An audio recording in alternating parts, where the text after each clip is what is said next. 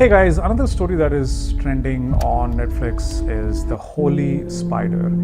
And it caught my attention. I was just kind of browsing through all the available movies and I said, all right, let me just see if this is worth watching. So it is critically acclaimed drama and I said, all right, I'm going to watch it. So Holy Spider is about an Iranian journalist who goes to the town of Mashhad in Iran because there have been killings of sex workers. So she goes there as an investigative journalist. But will she be successful, or will the serial offender target her, and will that be the end of the story?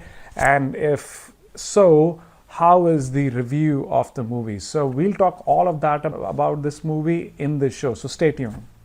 All right, so we talked about an intro in this movie review about the journalist who is going to investigate these murders that are happening of sex workers. And, when you read the plot of the story, that definitely intrigues you because Iran is a very conservative country. And to even hear the word that there is sex workers in that part of the world, I mean, that's a dark side of any country, but this will be an eye-opener for you to actually look into what actually happens, not only just in Tehran, but I mean, this is a smaller city, a town, and this is actually a real story. So I thought that the plot definitely was intense, and it's a true story, as I said. And Ali Abbasi, who's the director of this movie, he shot this movie in Jordan, and he's bringing you the first account of his story, how that actually portrayed through the eyes of him, of course. And definitely the drama is intriguing. I mean, you talk about sex workers. This is a dark plot, and not many actors from Iran would want to portray, because you have to show yourself in uncomfortable situations. There could be sexual situations, but this is life. And for some people, they do it because they have to compromise. There is a tough financial situation, and so there is a lot of emotions that are also attached in this intense crime thriller. This is not just a story of a journalist or a serial killer or a sex worker. I think the way this thriller has been made, in my opinion, is a very kind of cocktail of emotions, drama, thrill, intensity, darkness. Everything is, and also what the society thinks about this. So the judgments, the culture. So I thought that to watch Holy Spider from start to the end will give you very deep insights, not only about why this murderer committed all these 16 murders of sex slaves, but what also does the society think, his supporters, and in general the life of a sex worker in Iran. So a beautifully made intense crime thriller, that's what I would say. It catches your attention, and I think that was something that from the very get-go, you see it. So for example, in the first scene, you see this girl who is dressing up, and you're seeing her partial nude body. And to have a movie coming out of Iran and to see all those initial scenes, it's mind-boggling. Well, of course, the movie was shot in Jordan. In my opinion, it's been produced through a couple of production houses in Denmark and so on. So I think the director had a way to go through. Maybe other movies also do that because of the strictness of the regime in Iran. But nevertheless, I mean, you see that, as I was pointing out, that the director Ali, he shoots this first scene, and you see that this girl, sex worker, she's been abused. She has bruises on her face, on her back, and then she dresses up at night, and she's going out. There are stares that she's getting from a lot of different people. They immediately recognize her. She goes to a bathroom. She changes her flats to heels, and then she has a baby, a kid, who she kisses goodbye, and then she comes back. So that scene itself is very difficult to show. And of course, I mean, the life of a sex worker through the eyes of the director, I thought it was very brilliantly done. I mean, she's not just there to collect money. I mean, she is there for, close to 4 to 5 hours over the night. She's going to get the job done.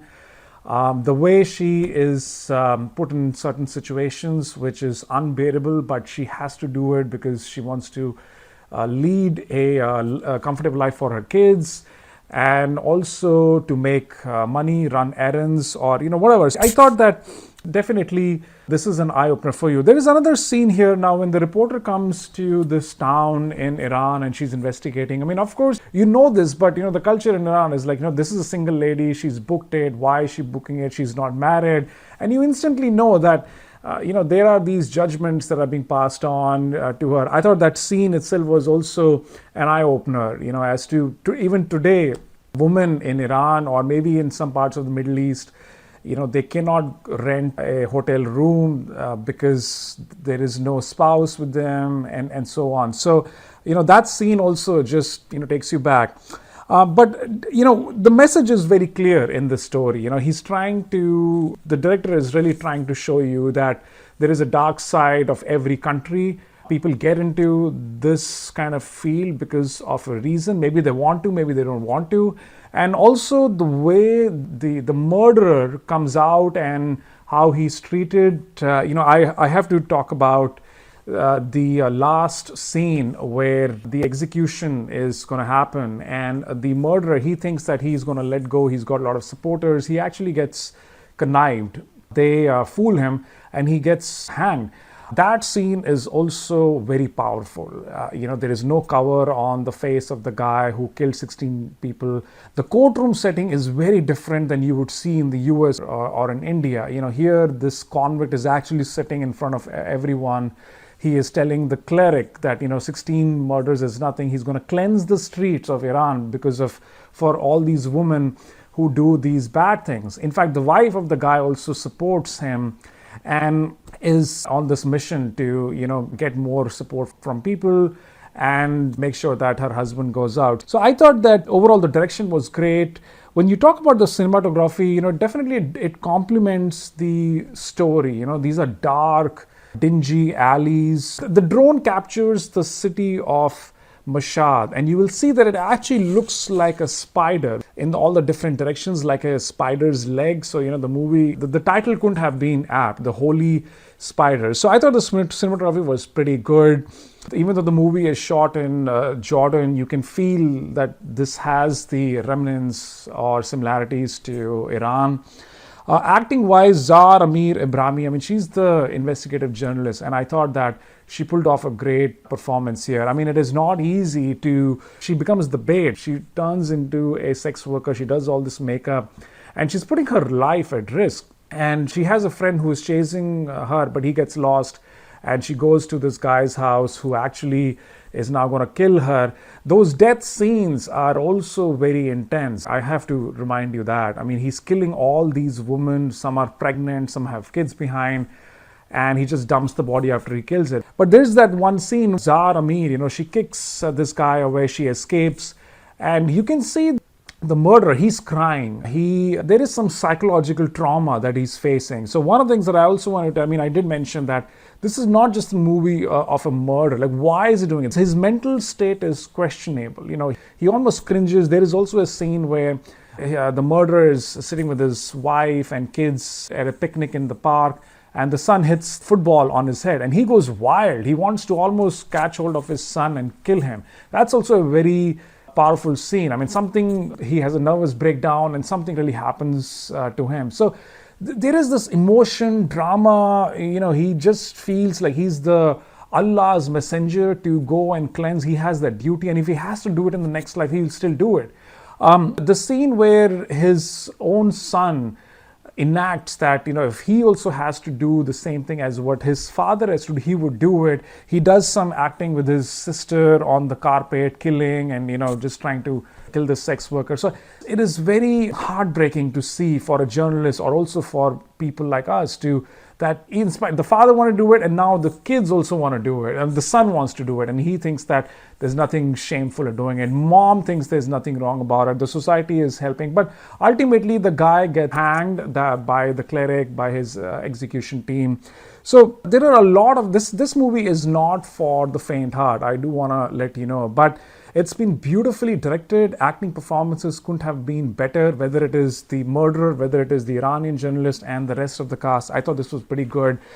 It can feel a nightmare. I mean, there is no remorse. You're killing these people. Some of the shows you may have seen in the US are far more intense, I have to say. But I think for a true story, I thought this was a very decent performance by all the different departments together. Support, the execution behind it, and just the story, to bring to light as to, what really happened about this story in Mashhad in Iran, about how this guy was caught. Because, you're also, I forgot to talk about a very interesting topic, is that the police is corrupt. They can themselves find this guy, but they're not interested, because the police also, under the supervision of the cleric, feels that whatever is happening for good. So they also don't take an initiative. But this Iranian journalist, she is brave, and she's getting harassed by the police. They want sexual favors from her. This was not something easy on her, on the part of the journalist, to do it. And I thought that overall, you see the good, bad, and ugly sides of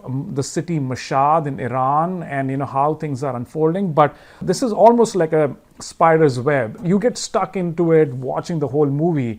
But I thought, you guys, if you're interested in some kind of a psychological crime drama, this is a true story that happened in Iran. Holy Spider is the one that you have to watch. But that would be my review, guys. I'm going to give it a rating of 8 out of 10. And let me know what your comments are. What did you think about this? Was there something else that you didn't like or you want to add that I missed out? I would really appreciate that. But until then, this is Sidharth Kumar. He's signing off from ReviewMagic. Take care. Bye-bye.